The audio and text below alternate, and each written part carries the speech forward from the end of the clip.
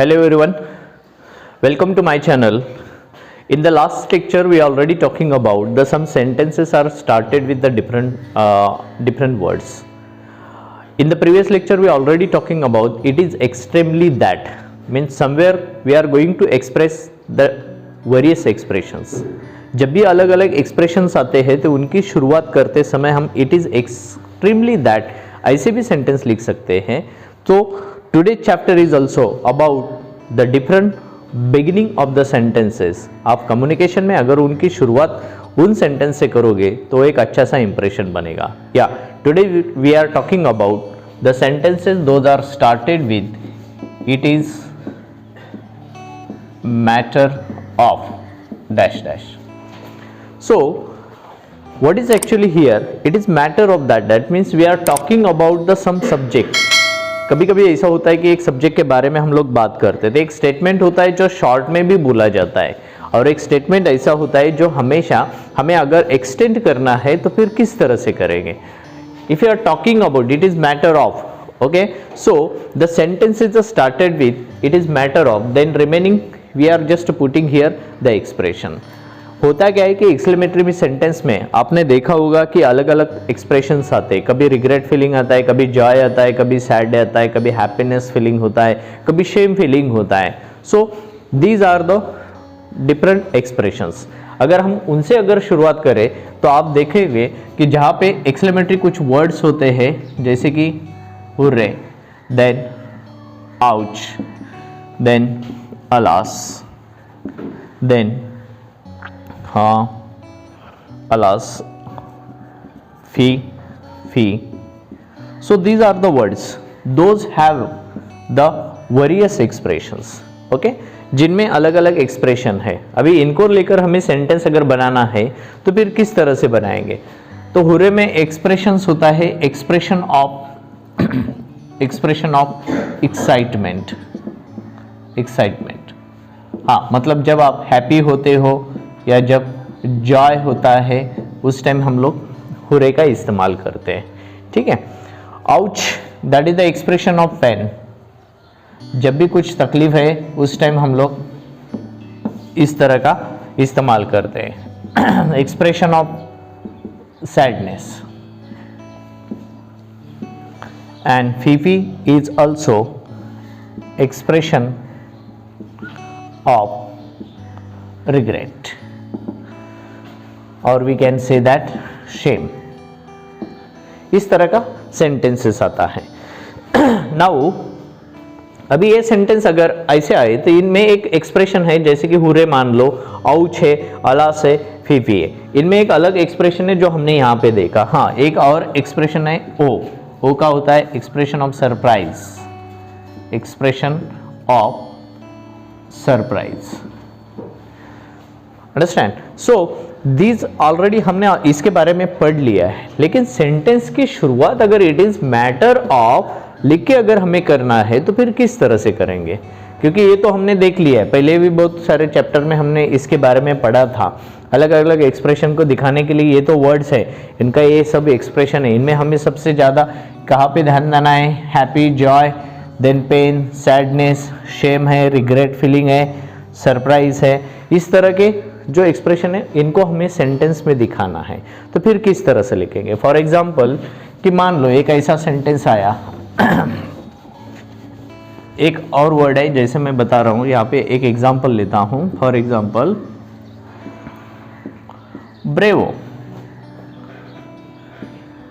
ही played well. मान लो एक ऐसा सेंटेंस है. ठीक है. अभी इस सेंटेंस को अगर लिखना है हमें इट इज मैटर ऑफ में तो किस तरह से लिखेंगे? या your sentence should be started with it is matter of. हाँ, it is a matter of. Now the word is here bravo. ठीक है. ब्रेवो एक वर्ड है. ये वर्ड हमेशा किस टाइम यूज किया जाता है? जब हम किसी की स्तुति करते हैं या प्रशंसा करते हैं. हमेशा जब किसी का प्रेज करते हैं तो उस टाइम सेंटेंस की शुरुआत ब्रेवो से होती है. So you can see here हम लोग क्या करेंगे फिर यहाँ पे इट इज मैटर ऑफ. तो मैटर किस से रिलेटेड है वो हमें देखना है. We have to find out it first. Then praise, it is matter of praise, हाँ वो प्रशंसा की बात है। जब भी होता है हाँ वो प्रशंसा की बात है कि वो बहुत अच्छी तरह से खेला। ओके मतलब हमारा जैसे हम हिंदी में बात करते थे इसी टाइम से, so you can say also that it is a matter of praise, क्या किया oh that is the remaining part which is after the conjunction, but what you are talking about you are showing the expression in the first part of the sentence. यहाँ पे हम कैसे sentence को लिखना है उसके बारे में हम लोग पढ़ रहे हैं, जहाँ पे जैसे कि मैंने मान लिया कि यहाँ पे ब्रेवो वर्ड है, ब्रेवो वर्ड क्या करता है, प्रेज दिखाता है। Okay it is matter of praise, then your sentence should connect with that, तब जाके फिर ये मेन सेंटेंस आएगा। फिर वो सेंटेंस कौन सा है, ही प्लेड वेल, बन गया हमारा सेंटेंस। अभी इसका मीनिंग किस तरह से लिया जाता है, it is matter of praise, praise मतलब प्रशंसा, हाँ वो प्रशंसा की बात है कि वो बहुत अच्छी तरह से खेला। Means what you are doing in the first part of the sentence, you are showing your expression, what you are just feel about the person about whom we are talking about। ठीक है, हम जिसके बारे में बात कर रहे हैं उसके बारे में जो कुछ बात कर रहे हैं वो that is the different part, but whatever what you have the feeling you are showing in the first part of the sentence। okay so हमें क्या करना है, सेंटेंस का एक फॉर्मेट लिखना है। फॉर्मेट किस तरह से लिखेंगे, इट इज मैटर ऑफ, ठीक है, उसके बाद में आएगा एक्सप्रेशन, ठीक है, उसके बाद में आएगा दैट, देन फिर क्या आएगा, मेन सेंटेंस। ठीक है, एक मेन सेंटेंस जो हमने ऑलरेडी यहाँ पे देखा। तो इस तरह से हमारा फॉर्मेट होना चाहिए। सो इसमें सबसे इंपॉर्टेंट क्या है, फिर इसमें सबसे इंपॉर्टेंट है एक्सप्रेशन को लिखना है। फिर कौन कौन से एक्सप्रेशन, जैसे मैंने अभी बताया, जैसे ब्रेवो रिलेटेड करता है प्रेज से, ठीक है, जैसे हुरे करता है एक्साइटमेंट से, अलास करता है दुख से, बराबर है। So what which kind of the feelings we are always going to express, हमें कभी कभी खुशी होती है, कभी हमें दुख होता है, कि कभी हमें सरप्राइज लगता है, कभी हमें शर्म आती है, अंडरस्टैंड, कभी हमें पछतावा होता है। So these are the different feelings. हाँ, इन्हें फिर आप लोग क्या करोगे, it is matter of shame, it is matter of joy, it is matter of sadness. Okay, तो इस तरह से हम लोग लिखेंगे। फिर सेंटेंस में बनाते समय फिर अभी कैसे लिखते हैं, एक शॉर्ट में मैं आपको बता देता हूँ। एक छोटा सा टेबल है, वो अगर आपने ध्यान में रख लिया तो then you will understand for which kind of the sentences we can construct here. Okay, so I would like to write down here for example. तो फिर किस तरह से लिखेंगे, मान लो कि जैसे ये ब्रेवो वर्ड आया, मैं इसको भी मिटा देता हूँ ताकि उतना ही यहाँ पे बोर्ड पे रहे।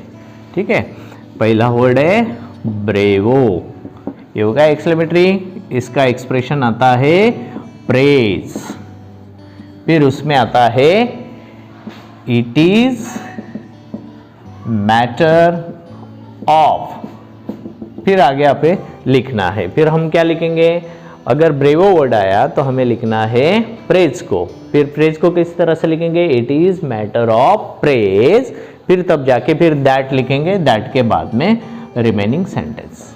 अंडरस्टैंड, इस तरह से आएगा। नेक्स्ट, ब्रेवो के बाद में आता है फॉर एग्जाम्पल मान लो ओ, फिर यहाँ पे आएगा सरप्राइज, सरप्राइज, फिर सेम सेंटेंस हम लोग यहाँ पे लिखेंगे इट इज मैटर ऑफ, फिर दैट लिखेंगे, फिर कंटिन्यू करेंगे। ठीक है, नेक्स्ट आएगा अलास। ठीक है, अलास आने के बाद यहाँ पे हमें दुख हुआ तो that is the expression of sadness. Okay, फिर हम लोग यहाँ पे भी लिखेंगे it is matter of sadness, it is matter of sad, फिर दैट से कंटिन्यू करेंगे। फिर उसके बाद में आता है फी। ओके, ये आता है रिग्रेट फीलिंग, रिग्रेट में, या आप उसको शेम भी लिख सकते हो, तो ये भी कंटिन्यू इसी तरह से रहेगा, it is matter of shame and that, फिर बाद में जाके सेंटेंस आएगा। अगर आप बोलोगे सर इसका एक एग्जाम्पल, हाँ मैं यहाँ पे एग्जाम्पल लिखना चाहूँगा, अगर आपको एग्जाम्पल देखना है तो इस तरह से एग्जाम्पल आएगा। मान लो फी ही cheated हर। ओके, सो ये सेंटेंस है। अभी इसका मीनिंग क्या लेंगे फिर? या फिर ही चीटेड हर, हाँ उसने उसे धोखा दिया या उसके साथ गद्दारी की, that is the cheated her. Okay, उसने चीटिंग किया। तो फिर इसके बाद में तो ये शर्मनाक बात है ना, तो फिर हमारा सेंटेंस कैसे बनेगा? It is matter of shame, it is matter of Shem that he cheated her. That से कंटिन्यू करेंगे, इसको नहीं लिखेंगे फिर, क्योंकि इसका एक्सप्रेशन ऑलरेडी आपने यहाँ पे लिख दिया है। Okay, you have already written here, so there is no need to once again write down the same word because these are the exclamatory words, those having the only expression we already mentioned here, so not necessary to once again mention in the sentences। तो इसी तरह से sentence को continue कर सकते हैं। Fie fie हो गया, oh alas and fie fie, and then hooray is also, okay, hooray is also the feeling of joy। हाँ, हम लोग यहाँ पे जॉय लिखेंगे। जॉय का मतलब खुशी होती है, खुशी जब होती है तो एक्साइटमेंट हो जाती है, हमें बहुत अच्छा लगता है। So then we can also say that it is matter of joy that we own the match. हाँ, हमने वो मैच जीत लिया, खुशी की बात है। तो इसका मीनिंग क्या होता है? सो it is matter of that का मीनिंग ही होता है, हाँ वो बात ही है। किस बात है? हाँ वो खुशी की बात है, वो दुख की बात है या शर्म की बात है। तो इस तरह से सेंटेंसेस आते हैं। So keep it in mind. So these are the feelings, these are the expressions. So we can start our the sentence, and now we are talking about what is the importance in the communication। हमेशा क्या होता है, ऐसे short sentences आते हैं जो short sentence हम लोग बोल पाते हैं, लेकिन if you have the skill how to extend the sentence, that is also the part of the communication skill. मैंने जैसे बताया कि एक सेंटेंस को सीधी तरह से बोला जाता है, लेकिन उसी सेंटेंस को अगर हम लोग इस तरह से अगर एक्सटेंड कर पाएंगे, या it is a matter of the particular expression, या जब हम उस एक्सप्रेशन को के साथ में इट इज मैटर ऑफ इस तरह से शुरुआत करेंगे तो एक अच्छा इंप्रेशन बनेगा। जैसे कि प्रीवियस लेक्चर में इट इज एक्सट्रीमली दैट, हाँ वो बात ही ऐसी थी, so it is extremely that means you are showing the somewhere the excitement. Okay, जो भी जिससे आप पे फर्क पड़ता है तो that is the your opinion, आपका ओपिनियन होता है ना वो। तो आपका ओपिनियन जिस तरह से आप मेंशन करोगे, जिस तरह से आप उसको रिवील करोगे, तो सामने वाले को सुनने को अच्छा लगता है। या सो make the practice. Okay, so you can start your sentences. It is matter of, so matter of के बाद में एक्सप्रेशन को लिखना नहीं भूलना है, या बोलने के टाइम पे हमेशा इट इज मैटर ऑफ, पहले एक्सप्रेशन को दाया करो, फिर बाद में रिमेनिंग सेंटेंस कंटिन्यू करो। अगर इस तरह से करोगे तो अच्छा ऐसा एक इंप्रेशन बनेगा। So make the practice very well. Okay, so we will continue the remaining part in the next chapter. Thank you very much, have a nice day.